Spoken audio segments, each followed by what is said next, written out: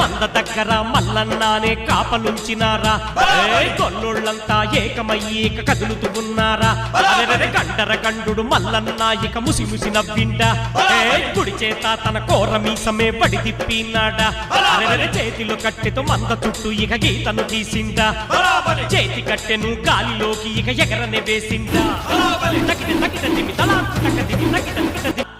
మీసాల కొమరెల్లి మల్లన్న గాలిలోకి విసిరిన కట్టె ఆ మంద చుట్టూ కాపలాగా తిరుగుతూ ఉంది. మంద చుట్టూ గీసి గీతలో మంటలు మండుతున్నాయి. ఇక దేవరాజు మల్లన్న ఏం చేస్తున్నాడయ్యా అంటే ఏం చేస్తున్నాడయ్యా వినరా ఏం చేస్తున్నాడు.